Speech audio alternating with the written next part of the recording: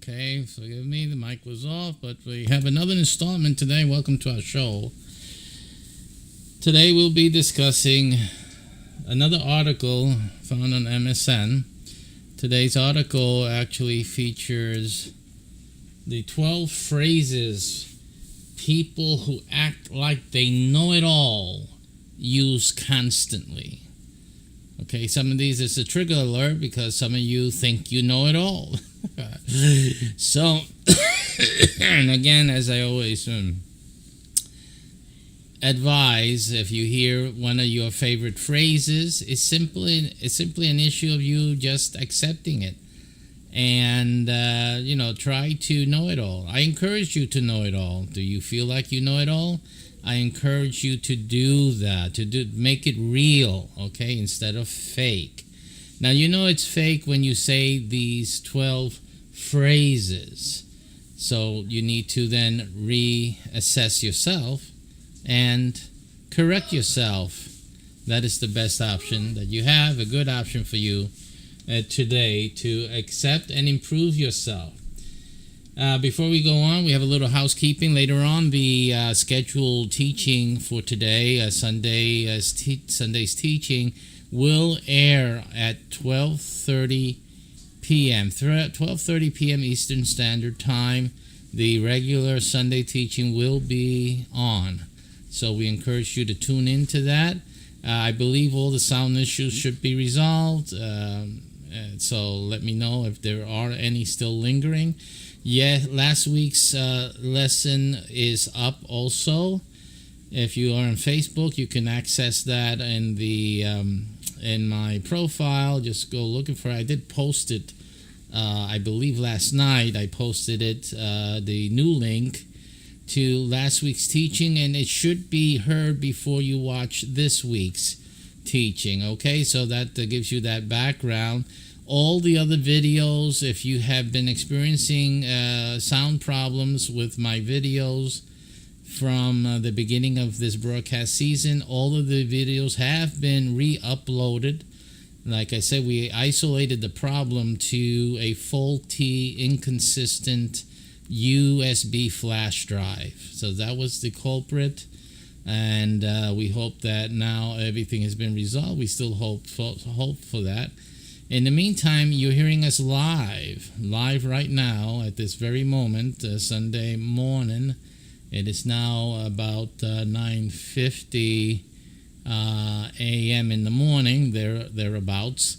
So this is a live broadcast out in the boondocks in Florida, very far away from any fiber optic cable, and we're able to do that through a gracious gift to the ministry. And so we are thankful for that, and here we are. So let's get on with our show today. Everybody, the first common phrase used by people who think they know it all, the first thing they say, or one of the most common, is, everybody knows that. Okay, so, and again, this goes to the apologizers over there, atheists alike and theists alike. Everybody knows that. When you hear somebody say that, obviously what they're saying is they're trying to condescend. Again, remember what the purpose of thinking or trying to portray to people that you know it all is to belittle any type of new information, or even information that may undermine what they think they are positing, their viewpoints. So they begin to belittle your viewpoint by saying, it's nothing new. There's no news in that. Everybody knows that. Okay, so that's the one most common phrase. The statement is a subtle insult and is usually said to single someone out for not having the same information as a know-it-all. If you're talking to someone who acts like they know everything and you acknowledge that you didn't know something, they might scoff and exclaim, everybody knows that. When someone says this phrase, they're trying to put you down while making themselves feel superior. That is a common activity. It's trying to make other people feel inferior.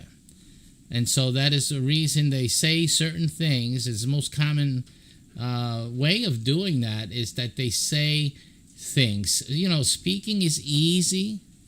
Doing is harder, right? So you have people who will say many things. But doing many things, that's a hard thing to do, right? That's real. So that's how you know the difference. You find people on YouTube, social media, they will talk yourself silly. But what are they doing? What are they doing, right? So a know-it-all should be doing it all. Basically, what is the proof that you know is that you do, right? So if someone knows a lot, guess what? They should be doing a lot. So never, no one should believe anyone who says anyone who talks a lot simply and doesn't do a lot. So no, remember what Jesus said. Even look at that. I even get into some Bible here. Jesus said, "You shall know them by what? Their talk? No, not by their talk, but by their fruits." That's what they do, what they produce. So that is how you make your judgment. And if you want to know it, that's fine. You want people to know that you know it all, then do it all. Simply do it all, okay? So that's number one. Number two, they say, it's so obvious. It's so obvious, right? So it was so obvious that they didn't say that. They didn't mention it. You mentioned it, right? When you're positing, you're apologizing for your religious viewpoint in that setting, you'll hear some atheists or some others and whatever other viewpoints say, well, that is so obvious. The phrase is condescending way for someone to prove how smart they are by making other people feel bad that they don't know something, right? So it's to belittle their contribution to the conversation. I believe yesterday's talk radio program, we talked about that, right? How they want to make you look small so they look big. No one needs to make someone else look small. Now, people can see how big and small they are in comparison to the things you do. That is reality, right? But just because of the things you say means nothing. It's almost like this Trump issue. I'll mention Trump here. And people say he's a dummy, he's an idiot, and my response to that is, where's your tower? Where's your building? Where is your multi-million, billion-dollar business? They're all talk. Of course, anyone can talk and trash someone else. But where are your fruits? They don't have any. Yet they condemn, they put down a man who has obviously produced. He has created an empire, right? And even with all the garbage talk and everyone saying this and that and whatever is true, whatever isn't, at the end of the day, he still became the president, the 47th president of the United States. He became president even after he was supposed to go to jail.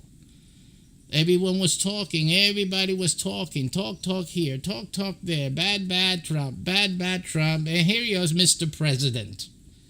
So this is, again, actions speak louder than words.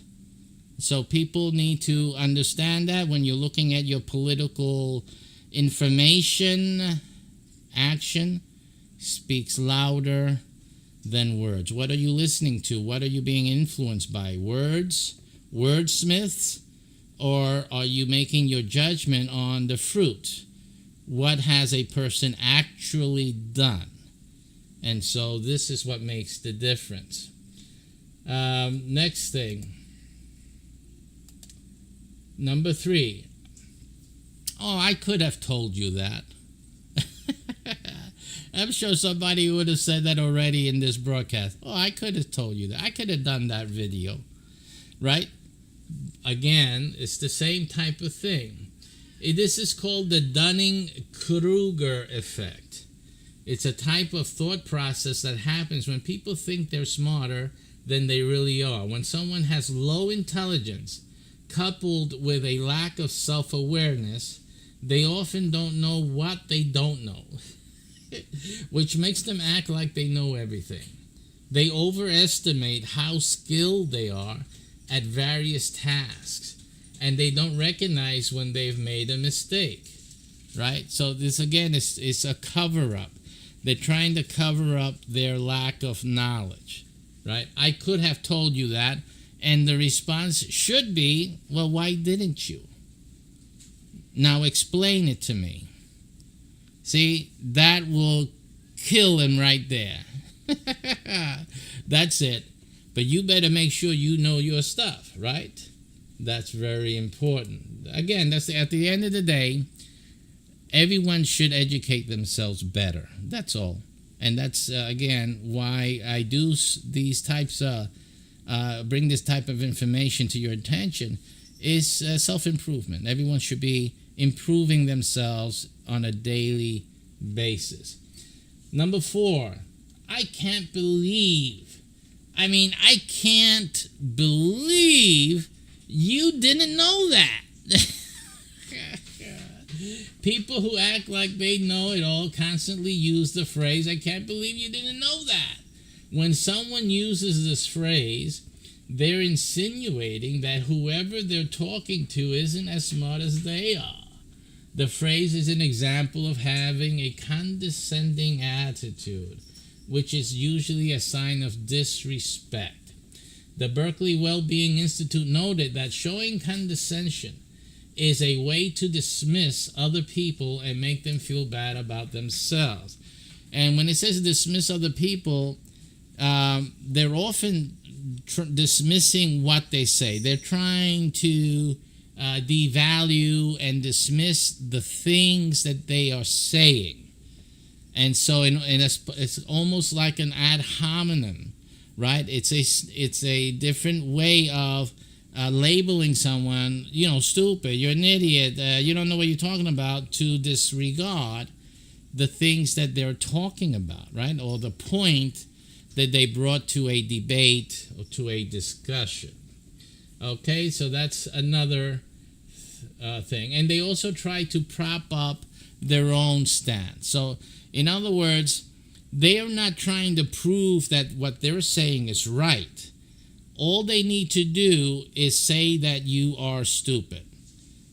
All they need to do is say that what you're saying doesn't have any weight, right? And they can avoid having to prove what they're saying at all. So this is a way to obfuscate in the conversation the point, to lead away from the point. They avoid answering the question in a debate, in a discussion back and forth. They avoid dealing with the question or answering what you just exploded upon them with trying to disrespect what you're saying by disrespecting you in this way. Right? They're trying to say, make your posit as weak as possible, and they also divert from the topic. Okay, so it's a way to just now introduce, they open the door to escape having to answer the question, to deal with it, and now we've gone into a side road of having to, not really needing to. Again, the trap here is what? What is the trap here? That you spend time responding to it, right? Or defending yourself. Don't do it. You don't need to. They're trying to avoid the solid point that you just made. And what you need to do is to stay on track. Stay on point. Don't let it go. They can offend you. They say you're an idiot, you're a dummy, you're this or that. Stay at the question. What was your answer to the question A, B, C, D? You have to stay and stick it right there. And you will see that sooner or later they cannot answer. They won't answer, and it becomes obvious you made your point. They don't know what they're talking about. So you are fooled if you keep trying to defend yourself. You don't need to defend yourself. You need to stand ground. I asked a question, and I'm staying at that question. Please answer it if you can. And you simply just go back. Oh, everybody knows that. It's so obvious, this and that, and blah, blah, blah. Answer the question because it's so obvious, as you say. Answer it now. Why can't you answer the question? You see that? So again, you don't let them, you don't have, no, because you're an idiot, you don't know what you're talking about, blah, blah, blah. You say, answer the question since you know so much. Answer the question. And just, you don't need to defend yourself. That's the point. It's meant to throw you off. Stay on the road. Don't drive off the cliff. Number 5, they'll say, I'm an expert on this topic. You know, that's what they say. Where are the credentials? They're an expert. It says here, another phrase used constantly by people who act like they know it all is, I'm an expert on this topic. People use this phrase to boost their self-esteem while proclaiming that they know everything there is to know on a certain subject. Right? Remember we were talking about if you have intelligence, I believe it was the article on intelligent people, the things that intelligent people don't get upset over, right? So one of the things that I think people not agreeing with them, something like that. But if they know their stuff, why don't they just go into it? Why is it that you're supposed to know this, you have credentials, you studied this XYZ? Why can't you just go into, providing education instead of providing insults? Because all you're doing is showing that you have a degree in insult, and you're an insultant. Not even a consultant, you're an insultant. That's the only degree you have. Because instead of focusing on, if it's science or mathematics, whatever field of knowledge that the person's supposedly an expert in, you're busy, trying to say that the other person's a dummy and idiot. Just go into it, man. Give them a teaching, a learning experience, and everyone else can see, this guy knows what he's talking about. Look at what he said, and it's verified here and there, blah, blah, blah. Get into it. You don't have to put other people down. Again, your fruit. Where is your expertise? Let's see it. We don't need to hear that you have it.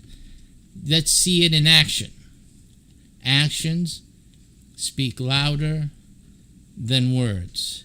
I think people need to remember that, right? Action speaks louder than words. A lot of people get offended at words. Why? Actions speak louder than words. Anyone can talk. Anyone can open their mouth.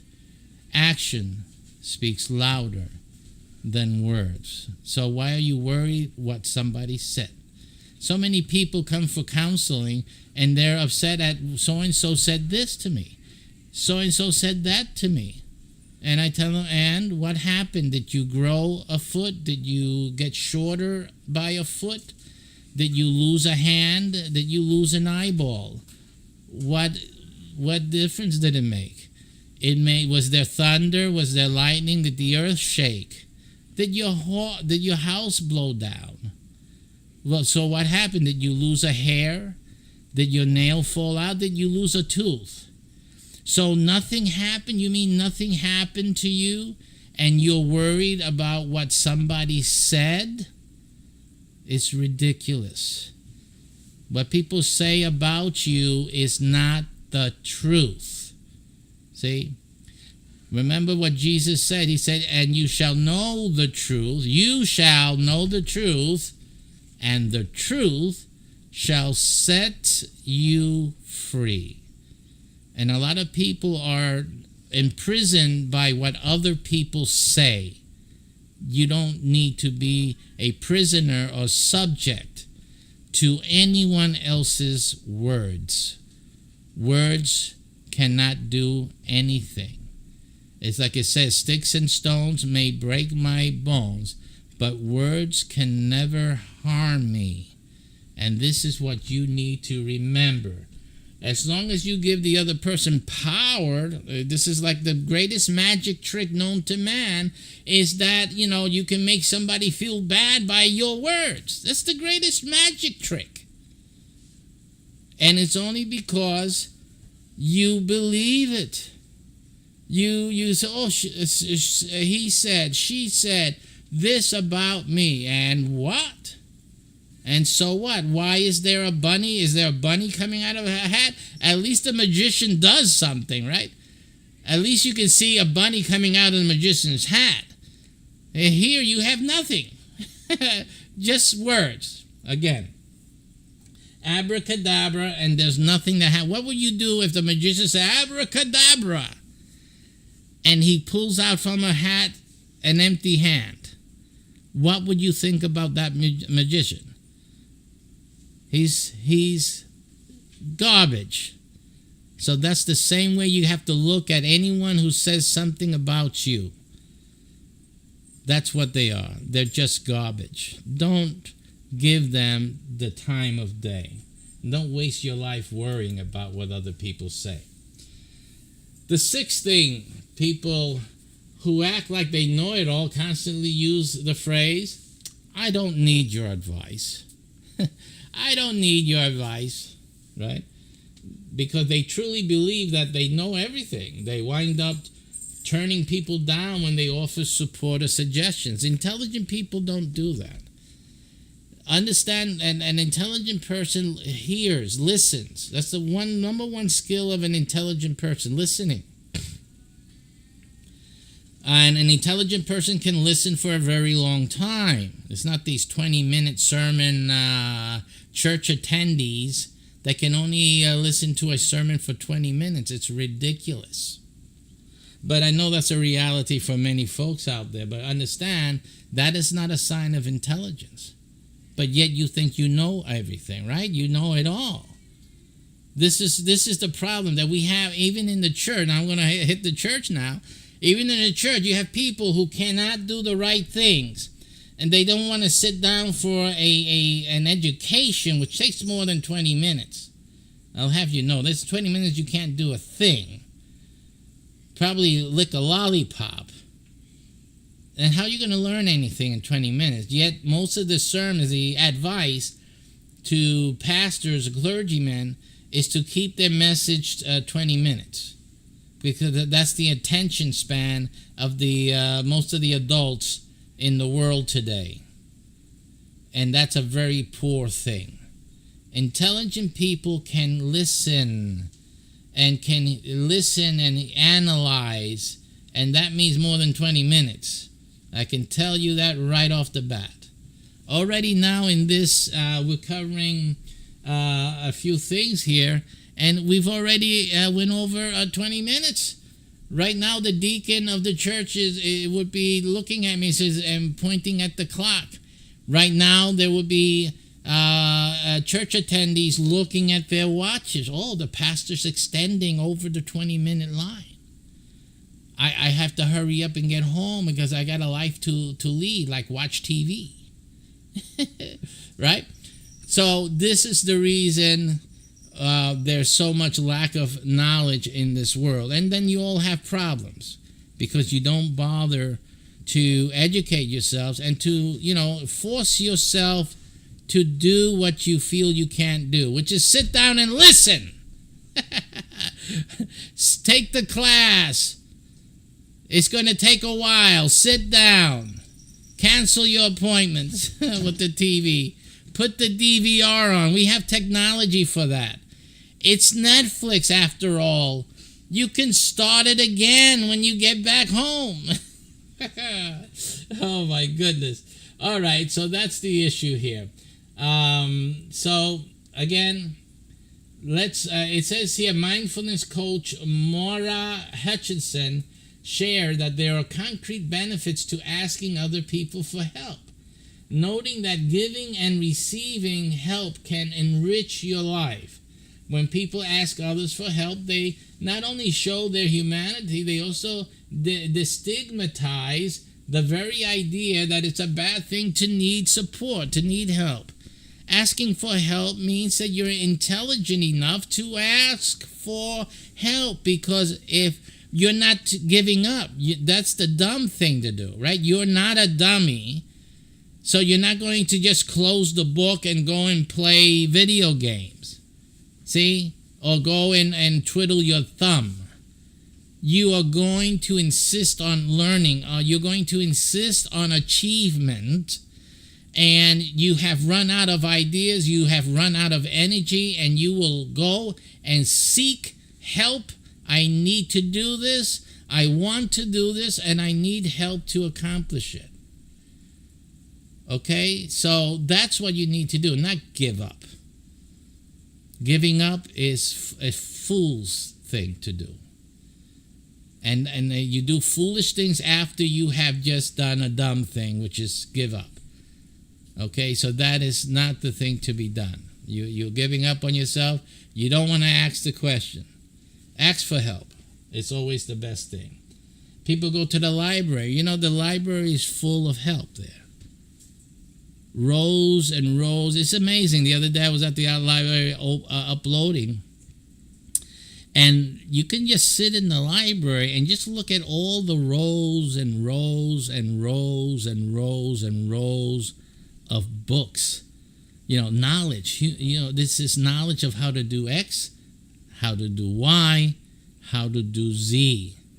And it's just amazing that people just don't take the time to visit the library and learn something new, or even expand on knowledge that you already have. It's there. There's a lot of knowledge there, and there's air conditioning. They have bathrooms, and there's a water fountain. So what's the problem? Bring your own mint. What's the problem? See? Your choice, your decision. You either suffer or you prosper. Well, actually, it's the seventh phrase. They say, well, actually, is a fairly harsh and pointed way of letting someone know that you disagree with what they're saying. People who use this phrase do so to contradict others while placing themselves on a pedestal. Well, actually, a lot of people do this even in apologetics. Again, defending their religious beliefs. And they say, well, actually, this is what this says, or this actually means this or that. And it's funny. I see it a lot with the Hebrew Torahrists, who want to always say, well, actually, the Hebrew means this. When you go looking for the meanings in Hebrew, you got like 100 meanings. But they say, well, actually, it means this. You have to be careful. Whenever you see somebody, especially in the Hebrew, talking about a Hebrew word and what it means, and they say, well, it actually means this, you have somebody who is pulling your leg, because Hebrew words have various meanings, many meanings. In fact, there's one word in particular that has 99 different meanings. 99 meaning. Come on. And for you to come and tell me, well, actually it means this, is ridiculous. So again, this is a phrase used, and it exhibits a lack of generosity and graciousness, okay, to begin with. And outright, especially when talking about the meaning of Hebrew words, it is false. They're simply using that to disregard what you're saying or the definition that you applying in favor of their own. Oh, no, it actually means this or that. Okay, one of the famous areas this is used in again in biblical apologetics, is the echad and the yachid meanings. You'll hear a lot of Hebrew, they say it means the same thing. So you have in Hebrew the same two different words meaning the same thing. So why do you have two different words for? Why do you have two different words? And then the meaning they want to give, obviously there's a meaning, in other words, the yachid is the absolute singular one, and echad is one also, right? It's one, but it's mostly referring to a group. All right, so it's used in the context of when there are many. Okay, so and you don't hear that with many Hebrew scholars and wannabe scholars. They don't differentiate. For them, they say it's the same. There's no difference. It means one in absolute two. That's what you want, right? But the word itself does have a different meaning. It has a different leaning, a different intensity, a different volume. So it has a different character. These words are different because they are different. But some of the Hebrew apologists will not allow you to go there because they need it to mean the yachid. They need echad to mean yachid. Right? And the only problem with that is that God is the one saying it. So do you think he knows Hebrew? All right, let's go on to the next one. Okay, number 8. You probably don't know this, but what does that have to do with anything? Oh, you probably don't know this. You're an idiot, but this is what it is. Again, why is there a need to say, you don't know this? But it's to make the other person be less than what they actually are. It is a subtle yet direct way to insult someone's intelligence. You probably don't know this. Well, are you not sure? You're not sure, but I probably don't know this. So again, this is an attempt to fluff up one's own opinion of themselves, like if they know it, they don't know it. They think they know it all. This is the issue here. This is now from, according to a study from the Association for Psychological Science, people who overestimate how much they know sometimes claim an understanding of concepts that don't actually exist, which is called overclaiming. Now, researchers found that people who overclaim perceive their personal expertise favorably, right? Overclaimers believe that their level of knowledge makes them better than other people, even though they are falsely claiming to know what the researchers deemed impossible knowledge. So this is knowledge that is impossible for you to know. And this goes into the case of apologetics a lot, right? And some of the atheists may say, well, that's what Christian people do. They don't know, yet they're claiming that, God exists and this and that and blah, blah. I already fixed their wagon with that, but we won't go into that right now. Again, it's the issue of providing evidence. And in the case that I have provided evidence for my posits, they go into denial. They go into the other things that we discussed in this episode and in the previous one to try to add ad hominem labels.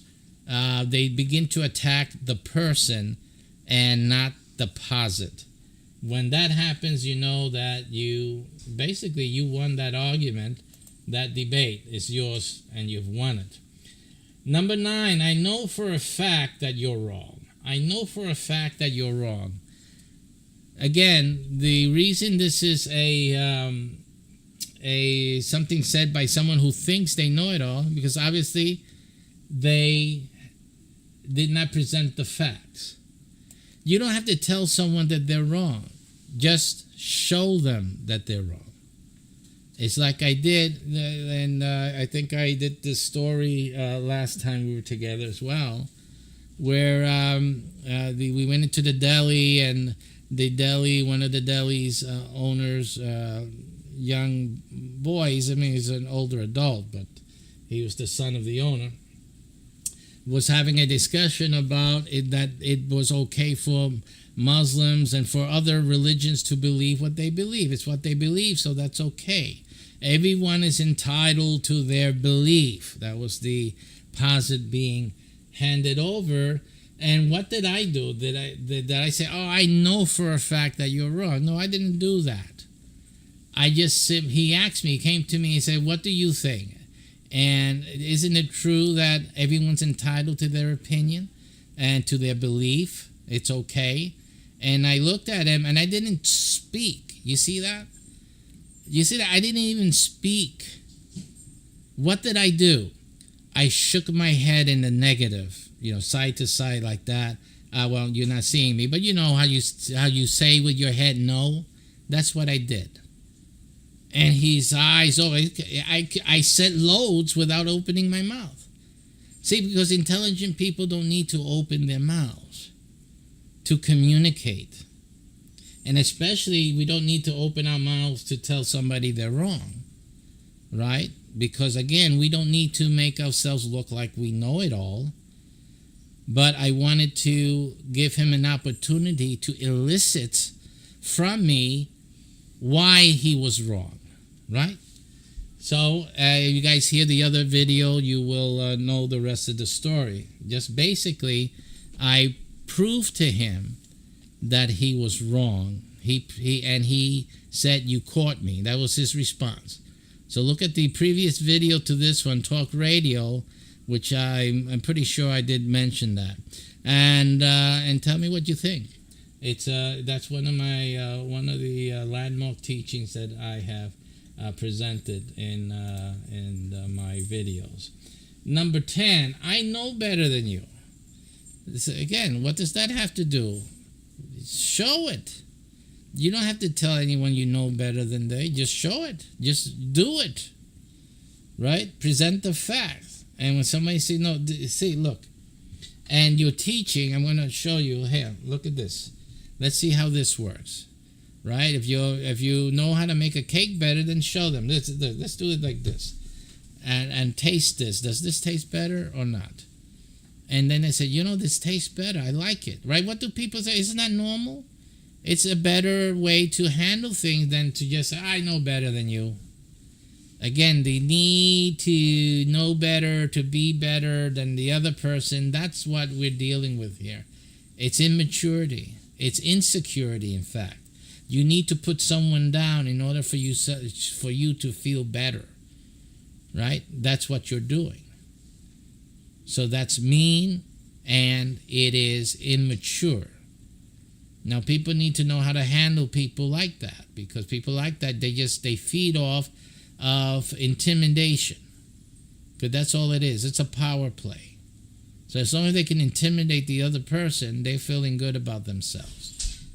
So you need to understand that you're being manipulated, intimidated, put down, and coerced, in fact, to do things in a certain way or to be a certain type of friend. And that's not what friendship is about. If you have love for someone, or you're a friend of somebody, you should never have to put them down. Never, ever, ever. We should only be building up the people we know. Build them up. Educate, right? And build them up and develop them, right? We're not here as friends to put each other down, or even in the families. As a family, we're here to support one another. So we support you, right? Now, what is your response? Are you educating yourself? Are you improving yourself? See, because there's also the other problem that a family may not be, self-improving, which is a sad thing, but you're causing issues because everyone else is trying to help you, but yet you're going the other way. And as parents, like the parents would be concerned about, then would try to tug you, right? Little pressure here and there to make you change direction. You're not doing what you need to do. You're not going in the right direction. You're not trying to self-improve. You're trying to self-destruct. So this is a concern, right? And what happens in the movies when there's a bomb that's going to self-destruct? What is the action? It's disarming it, right? It's being proactive to stop it. So this is the understanding you guys have to understand. You have to have it so that you can live your lives better.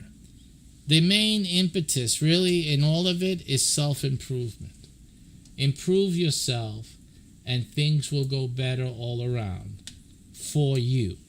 It's a defense against insults and belittling, humiliation by others, and it is a growth mechanism, a prospering mechanism for you as an individual. It is your best solution.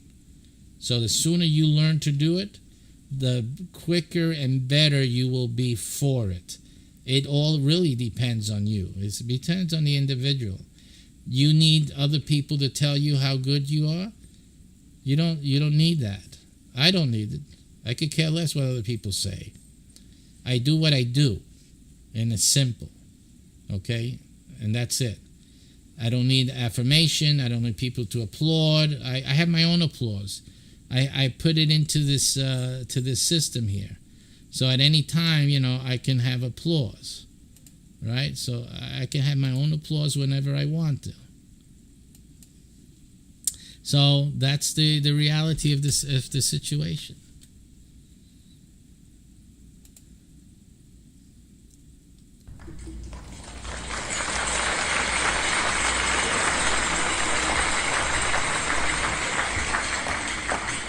All right, the last one was it's common. See, I got an applause. I can make it happen.